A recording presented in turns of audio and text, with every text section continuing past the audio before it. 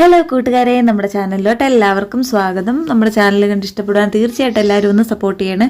അപ്പോൾ നമ്മൾ ഇന്ന് ഒരു ഹെവി വർക്ക് നെറ്റിലാണ് നമ്മൾ ഹെവി വർക്ക് വരുന്ന ഒരു മെറ്റീരിയൽ വെച്ചിട്ട് ഒരു ഫ്രോക്ക് ചെയ്യാനായിട്ടാണ് പോകുന്നത്. അപ്പോൾ ഇതാണ് നമ്മുടെ നെറ്റ് മെറ്റീരിയൽ എന്ന് പറയുന്നത്. അപ്പോൾ ഇത് ടോട്ടൽ 8 മീറ്ററാണ്. അപ്പോൾ 2 ഫ്രോക്ക് തയ്ക്കാനാണ്. അനിയത്തിക്കും നാത്തൂനും വേണ്ടിയിട്ടാണ് നമ്മളിത് ചെയ്യാൻ പോകുന്നത്. അപ്പോൾ ലൈനിങ് ക്രേപ്പ് ലൈനിങ് ആണ്. അപ്പോൾ ലൈനിങ്ങിലാണ് നമ്മൾ അടയാളപ്പെടുത്തുന്നത്. കാരണം നെറ്റിൽ അടയാളപ്പെടുത്തുന്നത് കുറച്ച് ടാസ്ക്കാണ്. അപ്പോൾ ലൈനിങ്ങിൽ അടയാളപ്പെടുത്തിയതിന് ശേഷം നമ്മൾ കട്ട് ചെയ്യുന്നതായിരിക്കും കുറച്ചും കൂടെ നല്ലത്. അപ്പോൾ ഈ ഒരു നെറ്റ് മെറ്റീരിയൽ നിങ്ങൾ നോക്കിക്കുക. ഇതിൻ്റെ സെൻറ്റർ, അതായത് നടുഭാഗത്ത് മാത്രം വർക്ക്, 2 സൈഡിലും ഇങ്ങനെ ബോർഡർ പോലെ പ്ലെയിൻ നെറ്റാണ് വന്നേക്കുന്നത്. അപ്പോൾ ഈ തരത്തിലുള്ള നെറ്റ് എടുത്തിട്ടാണ് നമുക്ക് തുണി ഒരുപാട് വേസ്റ്റാണ്. അപ്പം അത് 2 സൈഡും കട്ട് ചെയ്ത് കളഞ്ഞതിന് ശേഷം മാത്രമാണ് നമുക്ക് പിടിപ്പിച്ചിട്ടുണ്ടെങ്കിൽ അല്ലെങ്കിൽ നമ്മുടെ ഡ്രസ്സ് കാണാൻ ഭംഗി കാണത്തുള്ളൂ. അപ്പോൾ ലൈനിങ്ങിൻ്റെ ഒരു പീസ് നമ്മൾ കട്ട് ചെയ്തതിന് ശേഷം തുണി നമ്മൾ 4ആയിട്ട് മടക്കിയിട്ടിട്ടുണ്ട്. അപ്പോൾ യോക്കാണ് നമ്മൾ ആദ്യം അടയാളപ്പെടുത്തുന്നത്. അപ്പോൾ ഷോൾഡർ നമ്മളിവിടെ 7 ഇഞ്ചാണ് മാർക്ക് ചെയ്ത് കൊടുത്തത്. 7 ഇഞ്ചിൽ നിന്ന് നേരെ താഴത്തോട്ട് നമ്മൾ വീണ്ടും ഒരു 7 ഇഞ്ച് കൈക്കുഴി കൊടുത്തു. ചെസ്റ്റ് സൈസ് എന്ന് പറയുന്നത് 40 ഇഞ്ചാണ് നമ്മൾ ചെയ്യുന്നത്. അപ്പം ചെസ്റ്റ് സൈസിനെ 4ആയിട്ട് ഭാഗിച്ചപ്പോൾ 10 ഇഞ്ച് മാർക്ക് ചെയ്തു. എക്സ്ട്രാ നമ്മൾ ഒരു 2 ഇഞ്ചും കൂടെ കൂട്ടി മാർക്ക് ചെയ്തിട്ടുണ്ട്, കാരണം ലൂസിനെ തയ്യൽ തുമ്പിനൊക്കെ വേണ്ടിയിട്ട്. അതിനുശേഷം യോക്കിൻ്റെ ഇറക്കം എത്രയാണെന്നുള്ളതാണ് എടുക്കുന്നത്. യോക്കിൻ്റെ ഇറക്കം എന്ന് പറയുന്നത് നമ്മൾ എടുക്കുന്നത് 13 ഇഞ്ചാണ് എടുക്കുന്നത്. അതിനുശേഷം വേസ്റ്റിൻ്റെ അളവാണ് മാർക്ക് ചെയ്യുന്നത്. വേസ്റ്റിൻ്റെ അളവെന്ന് പറയുന്നത് നമ്മളിവിടെ 9 ഇഞ്ചാണ് മാർക്ക് ചെയ്യുന്നത്. അതായത് 36 ഇഞ്ചാണ് വേസ്റ്റ് അളവ്. അതിൻ്റെ കൂടെ എക്സ്ട്രാ നമ്മൾ 2 ഇഞ്ചും കൂടെ കൂട്ടി മാർക്ക് ചെയ്തിട്ടുണ്ട്. ഇതിൻ്റെ കൂടെ തന്നെ എക്സ്ട്രാ 1 ഇഞ്ചും കൂടെ മാർക്ക് ചെയ്യണം. അപ്പോൾ അത് ഞാനിപ്പോൾ പറയാൻ വിട്ടുപോയിട്ടുണ്ടായിരുന്നു, കാരണം നമ്മൾ ടക്കടിക്കുന്നുണ്ട്. അതിന് വേണ്ടിയിട്ടാണ് 1 ഇഞ്ച് കൂട്ടി മാർക്ക് ചെയ്യാൻ പറഞ്ഞത്. കർവ് സ്കെയിൽ ഉപയോഗിച്ചതിന് ശേഷം കൈക്കുഴി നമ്മൾ വരച്ചു കൊടുത്തിട്ടുണ്ട്. ഇനി നമ്മളൊരു 3.5 ഇഞ്ച് മാർക്ക് ചെയ്യുന്നുണ്ട്. അതായത് ടക്കിന് വേണ്ടിയിട്ട് ഞാൻ എപ്പോഴും കാണിക്കുന്നതാണ്. 3.5 ഇഞ്ച് നമ്മൾ മാർക്ക് ചെയ്തതിന് ശേഷം നമ്മൾ ടക്കിന് വേണ്ടി മുകളിലോട്ടൊരു 4 ഇഞ്ചോ ഇല്ല 3.5 ഇഞ്ചോ വീണ്ടും നമ്മൾ മുകളിലോട്ട് കയറ്റി മാർക്ക് ചെയ്താൽ മതി. ഇത് എക്സ്ട്രാ ഞാൻ ഇപ്പോഴാണ് 1 ഇഞ്ച് മാർക്ക് ചെയ്യുന്നത് കാണിക്കുന്നത്. അപ്പോൾ ഈ ഒരു രീതിയിൽ നമ്മളത് മാർക്ക് ചെയ്ത് കൊടുത്തതിന് ശേഷം നമുക്ക് കട്ട് ചെയ്തെടുക്കാവുന്നതാണ്. അപ്പോൾ ടക്കിന് വേണ്ടി ജസ്റ്റ് ഞാനൊരു ലൈൻ പോലെ വരച്ചിട്ടുള്ളൂ. നമ്മളത് ടക്കിൻ്റെ ഭാഗം അടിക്കുമ്പം അത് മടക്കിയതിന് ആ ലൈൻ എത്രയാണോ നമ്മൾ വരച്ചേക്കുന്നത് അത് നമ്മൾ മടക്കിയതിന് ശേഷം 1/2 ഇഞ്ച് വീതിയിൽ അടിച്ച് പോയാൽ മതി. അപ്പോൾ നമ്മൾ കഴുത്ത് ഇപ്പം മാർക്ക് ചെയ്യുന്നില്ല, ക്യാൻവാസിലാണ് ചെയ്യുന്നത്. അപ്പോൾ ഇത്രയേ ഉള്ളൂ. യോക്ക് നമുക്ക് മാറ്റി വെക്കാം.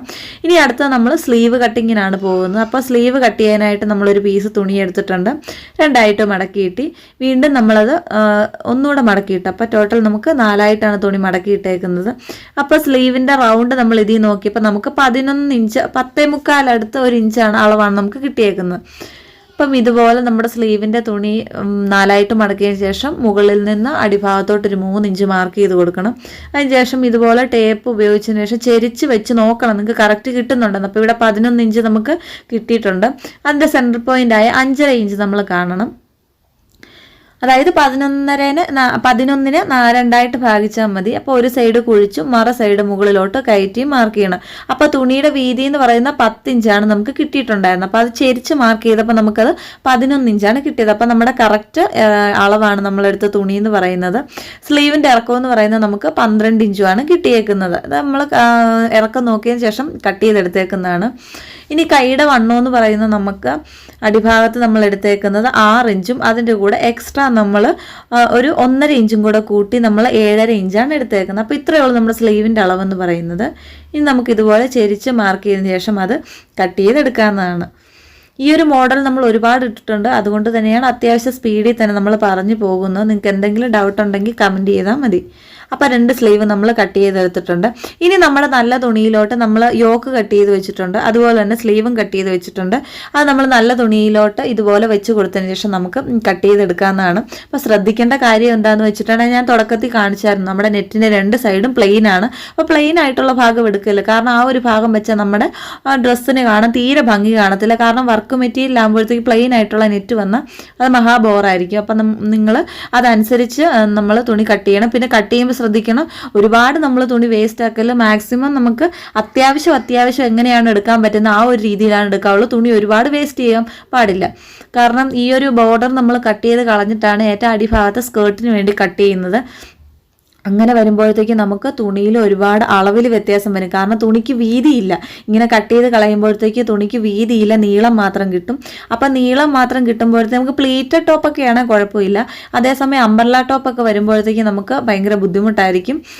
അതായത് വീതി ഇല്ലാത്തത് കൊണ്ട് നമ്മൾ എക്സ്ട്രാ തുണിയൊക്കെ കട്ട് ചെയ്ത് പിടിപ്പിക്കേണ്ടി വരും. അതുകൊണ്ടാണ് ഞാനത് നമ്മൾ തുണി ആവശ്യത്തിന് മാത്രം കട്ട് ചെയ്ത് കളയണം, ഇല്ലെങ്കിൽ കട്ട് ചെയ്തെടുക്കണമെന്ന് പറയുന്നത്.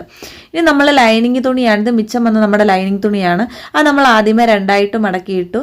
വീണ്ടും നമ്മളത് ഒന്നുകൂടെ മടക്കുന്നുണ്ട്. അപ്പോൾ ടോട്ടൽ 4ആയിട്ടാണ് മടക്കിയിട്ടേക്കുന്നത്. നമ്മുടെ ലൈനിങ്ങും നമ്മൾ അംബ്രല്ല രീതിയിൽ തന്നെയാണ് കട്ട് ചെയ്യുന്നത്. അതിനുശേഷം ഇതുപോലെ 4ആയിട്ട് മടക്കിയിട്ട് കോണോട് കോൺ ചേർത്ത് വീണ്ടും നമ്മൾ മടക്കി. അപ്പോൾ ടോട്ടൽ ഇപ്പം 8ആയിട്ടാണ് നമ്മുടെ തുണിയുടെ അളവെന്ന് പറയുന്നത് ഇരിക്കുന്നത്.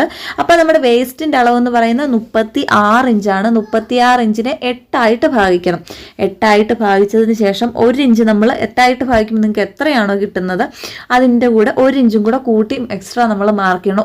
1 ഇഞ്ചോ 1.5 ഇഞ്ചോ കൂടിപ്പോയ 2 ഇഞ്ചോ നിങ്ങൾ കൃത്യമായിട്ട് മാർക്ക് ചെയ്യണം. കാരണം നമുക്ക് വേസ്റ്റിൻ്റെ അവിടെ ഈ ലൂസ് ഇടണമെങ്കിൽ ലൂസിനും അതുപോലെ തന്നെ തയ്യൽ തുമ്പിനൊക്കെ വേണ്ടിയിട്ട് നമ്മൾ എക്സ്ട്രാ 1 ഇഞ്ചെങ്കിലും, കുറഞ്ഞത് 1 ഇഞ്ചെങ്കിലും നിങ്ങൾ കൂട്ടി മാർക്ക് ചെയ്യാനായിട്ട് ശ്രദ്ധിക്കണം. അപ്പം ഞാനിവിടെ 1.5 ഇഞ്ചാണ് കൂട്ടി മാർക്ക് ചെയ്യുന്നത്. അങ്ങനെ നമ്മൾ 6 ഇഞ്ചാണ് മുകളിൽ മാർക്ക് ചെയ്തേക്കുന്നത്. അടിഭാഗത്തോട്ട് ഇറക്കമെന്ന് പറയുന്നത് നമ്മൾ മാർക്ക് ചെയ്യുന്നത് 28 ഇഞ്ചുമാണ് നമ്മൾ മാർക്ക് ചെയ്ത് കൊടുക്കുന്നത്. പിന്നെ ശ്രദ്ധിക്കേണ്ട വേറൊരു കാര്യം എന്താണെന്ന് വെച്ചിട്ടുണ്ടെങ്കിൽ ലൈനിങ്ങിനെക്കാട്ടിലും ഒരു 4 ഇഞ്ച് കൂടുതൽ വേണം നമ്മുടെ നല്ല തുണി കട്ട് ചെയ്യുമ്പോൾ. നിങ്ങളത് ശ്രദ്ധിക്കണം. രണ്ടും ഒരേ ലെവൽ വരുമ്പോഴത്തേക്ക് കാണാൻ ഭംഗി കാണത്തില്ല. അപ്പോൾ ലൈനിങ് കുറച്ച് ഇറങ്ങിയിരിക്കുന്നതാണ് നമ്മുടെ ഫ്രോക്ക് കാണാനും ഭംഗി. അപ്പോൾ നമുക്കിത് ചുറ്റിനും വരച്ചെടുക്കാം. അപ്പോൾ നമ്മുടെ ഒരു സൈഡിൽ തുണി കുറച്ച് കുറവുണ്ട്, അത് നമ്മൾ കട്ട് ചെയ്തതിന് ശേഷം സെപ്പറേറ്റ് തുണി മിച്ചം വന്ന തുണിയിൽ നിന്ന് പിടിപ്പിച്ചെടുത്താൽ മതി. അത് ഞാൻ കാണിക്കുന്നത് കാരണം ഞാൻ ഒരുപാട് വീഡിയോസിൽ കാണിക്കുന്നുണ്ട്. ഇനി അറിയില്ലാത്തവരാണ് കമൻറ്റ് ചെയ്താൽ മതി, നമ്മളത് വീണ്ടും പറഞ്ഞു തരുന്നതാണ്. അപ്പോൾ നമുക്കത് വരച്ചിട്ട് കട്ട് ചെയ്തെടുക്കാം. അപ്പം നമ്മൾ കട്ട് ചെയ്തെടുക്കുമ്പോൾ നമുക്ക് ഈ ഒരു രീതിയിലാണ് കിട്ടുന്നത്. അപ്പം ഞാൻ പറഞ്ഞായിരുന്നു ഒരു സൈഡിൽ നമുക്ക് തുണിക്ക് കുറച്ച് കുറവുണ്ടെന്നുള്ളത്. അപ്പോൾ നമുക്ക് അതും കൂടെ കട്ട് ചെയ്തെടുക്കാം. അപ്പോൾ അത്യാവശ്യം നല്ല വിരിവിൽ തന്നെയാണ് നമ്മൾ ലൈനിങ് കട്ട് ചെയ്തെടുത്തേക്കുന്നത്. അപ്പോൾ വിരിവൊക്കെ നമുക്ക് ഇഷ്ടത്തിന് എടുക്കാവുന്നതാണ്. അപ്പം മിച്ചം വന്ന തുണി നമ്മൾ കറക്റ്റ് ലെവലിന് തന്നെ വെച്ച് കൊടുത്തതിന് ശേഷം ഒരു ചോക്ക് ഉപയോഗിച്ചതിന് ശേഷം കറക്റ്റ് ലെവലിന് ഇതുപോലെ നമുക്ക് കൈകൊണ്ട് തൊട്ട് നോക്കും, മനസ്സിലാവും. ആ ഒരു അളവിൽ നമുക്ക് കട്ട് ചെയ്തെടുക്കാം. അപ്പോൾ 4 പീസ് തുണിയാണ് നമുക്ക് വേണ്ടി വന്നിരുന്നത്. ഈ ഒരു അളവിൽ 4 പീസ് തുണി. അപ്പോൾ നമുക്ക് അത് നമ്മൾ കട്ട് ചെയ്തെടുത്തിട്ടുണ്ട്. ഇനി നമുക്കത് കൂട്ടിയടിച്ചതിന് ശേഷം നമുക്ക് നല്ല വൃത്തിക്ക് നീറ്റായിട്ട് തന്നെ നമുക്ക് കിട്ടുന്നതാണ്. അപ്പോൾ ഇതാണ് നമ്മുടെ നല്ല തുണി എന്ന് പറയുന്നത്. അപ്പോൾ നല്ല തുണിയുടെ 2 സൈഡ് നമ്മൾ കട്ട് ചെയ്ത് കളഞ്ഞിട്ടുണ്ട്. അപ്പോൾ 2ആയിട്ട് മടക്കിയിട്ടു. അതിനുശേഷം കോണോട് കോൺ ചേർത്ത് മടക്കിയിട്ടുണ്ട്. അപ്പോൾ ഇപ്പോൾ ടോട്ടൽ നമ്മൾ തുണി 4ആയിട്ടാണ് മടക്കിയിട്ടേക്കുന്നത്. അപ്പോൾ വേസ്റ്റ് അളവ് എത്രയാണോ അതിനെ 4ആയിട്ട് ഭാഗിച്ചതിന് ശേഷം എക്സ്ട്രാ ഒരു 1.5 ഇഞ്ചും കൂടെ കൂട്ടി നമ്മൾ മാർക്ക് ചെയ്താൽ മതിയായിരിക്കും. അപ്പം ഈ ഒരു രീതിയിൽ നമ്മൾ മാർക്ക് ചെയ്യുമ്പോഴത്തേക്കും നമുക്ക് തുണിയുടെ ഇറക്കത്തിൽ നല്ല വ്യത്യാസമുണ്ട്. അതായത് തുണിയുടെ അളവ് കുറവാണ്. കാരണം ഞാൻ പറഞ്ഞായിരുന്നു നമ്മൾ 2 സൈഡും തുണി കട്ട് ചെയ്ത് കളയുന്നുണ്ട്. അപ്പം അങ്ങനെ വരുമ്പോഴത്തേക്ക് നമുക്ക് തുണിയുടെ വിരിവ് കുറയുമ്പോഴത്തേക്ക് നീളം കൂടുകയാണ് ചെയ്യുന്നത്. പക്ഷേ കുഴപ്പമില്ല, നമുക്ക് തുണി ആവശ്യത്തിനുള്ളത് കൊണ്ട് കുഴപ്പമില്ല. അപ്പോൾ ഈ ഒരു അളവിൽ താഴ്ഭാഗത്ത് നിങ്ങൾക്ക് കാണാൻ പറ്റുന്നുണ്ട് വിചാരിക്കുന്നു. ഈ ഒരു അളവിൽ നമുക്ക് തുണി കുറവാണ്. അപ്പം മിച്ചം വന്ന തുണിയാണ് ഞാൻ ഈ 2 പീസ് എടുക്കുന്നത്. ആ ഒരു പീസ് നമ്മൾ എങ്ങനെയാണോ ലൈനിങ് കട്ട് ചെയ്ത് അതുപോലെ തന്നെ നമുക്ക് എന്തുമാത്രം തുണിയാണ് ആവശ്യം ആ ഒരു അളവിൽ ഇതുപോലെ ഈ ഒരു ലെവലിന് വെച്ച് കൊടുത്തതിന് ശേഷം നമുക്കത് ഒന്നെങ്കിൽ നിങ്ങൾക്ക് വരയ്ക്കാം. ഇപ്പോൾ നെറ്റ് ആയതുകൊണ്ട് നമുക്ക് വരയ്ക്കേണ്ട ആവശ്യമില്ല, കാണാനായിട്ട് പറ്റും. ആ ഒരു അളവിൽ വെച്ച് കൊടുത്തതിന് ശേഷം ഒരു 1 ഇഞ്ച് കയറ്റി നിങ്ങൾ മാർക്ക് വെച്ചിട്ട് തുണി വെച്ച് കൊടുക്കണം. കാരണം അത് കൂട്ടിയടിക്കണമല്ലോ. അപ്പോൾ അളവിൽ വ്യത്യാസം വരും. 1 ഇഞ്ച് കൂട്ടി മാർക്ക് ചെയ്ത് 1 ഇഞ്ചോ 1/2 ഇഞ്ചോ കൂട്ടി മാർക്ക് ചെയ്തതിന് ശേഷം നമുക്കത് കട്ട് ചെയ്തെടുക്കാവുന്നതാണ്. അപ്പോൾ കട്ടിങ് അതെല്ലാം കഴിഞ്ഞു. നമ്മൾ നെക്ക് കട്ട് ചെയ്യുന്ന കാണിച്ചിട്ടില്ലായിരുന്നു. അപ്പോൾ നെക്ക് കട്ട് ചെയ്യുന്ന നമ്മൾ ക്യാൻവാസ് ഷീറ്റിലാണ്. അപ്പോൾ 3.5 ഇഞ്ചാണ് നമ്മൾ കഴുത്തിൻ്റെ വിരിവ് എടുക്കുന്നത്. ഇറക്കമെന്ന് പറയുന്നത് ഫ്രണ്ടിൽ നമ്മൾ 6.5 ഇഞ്ചുമാണ് എടുക്കുന്നത്. ഫ്രണ്ടിൽ നമ്മൾ ഏകദേശം റൗണ്ട് വന്നിട്ട് ഏറ്റവും അടിഭാഗത്തൊരു വി ചെയ്യുന്നു. ബാക്കിൽ നമ്മൾ പ്ലെയിൻ റൗണ്ട് നെക്കുമാണ് വെച്ച് കൊടുക്കുന്നത്. അതായത് ഈ ഒരു രീതിയിലായിരിക്കും നമ്മൾ ഫ്രണ്ട് നെക്ക് ചെയ്യുന്നത്. അപ്പോൾ ഒരു സൈഡിൽ നിങ്ങൾ ഇതുപോലെ ചോക്ക് ഉപയോഗിച്ച് വരച്ചതിന് ശേഷം മറു സൈഡും അതേ അളവിൽ തന്നെ നമ്മൾ വരയ്ക്കാനായിട്ട് ശ്രദ്ധിക്കണം. ഇല്ലെങ്കിൽ ഒരു സൈഡിൽ ഒരു രീതിയിലുള്ള ഷേപ്പും മറു സൈഡിൽ വേറൊരു രീതിയിലുള്ള ഷേപ്പും ആയി പോകും. അപ്പം ഇതുപോലെ വെച്ച് വരച്ച് കഴിയുമ്പോൾ നമുക്ക് കറക്റ്റ് അതിൻ്റെ നിഴൽ കാണാൻ പറ്റും. ആ ഒരു നിഴലിൽ കൂടെയാണ് ഞാനത് വരയ്ക്കുന്നത്. പക്ഷേ നിങ്ങൾക്കത് ക്യാമറയിൽ എത്രത്തോളം കാണും എന്ന് എനിക്കറിയത്തില്ല, കാണാൻ പറ്റത്തില്ലെന്ന് എനിക്ക് തോന്നുന്നു. അപ്പോൾ ഈ ഒരു അളവിൽ നമ്മളത് വരച്ചെടുത്തിട്ടുണ്ട്. കണ്ടില്ല, കറക്റ്റ് ഷേപ്പിന് തന്നെ നമുക്കപ്പോൾ വരച്ചെടുക്കാനായിട്ട് സാധിക്കണം. അപ്പോൾ ഇങ്ങനെ രണ്ട് സൈഡിലും വരച്ചു കൊടുത്തതിന് ശേഷം മാത്രമാണ് നമ്മളത് തയ്ക്കാനായിട്ട് ഇല്ല തേച്ചെടുക്കാനായിട്ട് പാടുള്ളൂ. ഇല്ലെങ്കിൽ നമുക്കത് വളരെ ബുദ്ധിമുട്ടായിരിക്കും. രണ്ട് സൈഡിൽ രണ്ട് ഷേപ്പായിരിക്കും വരാൻ പോകുന്നത്.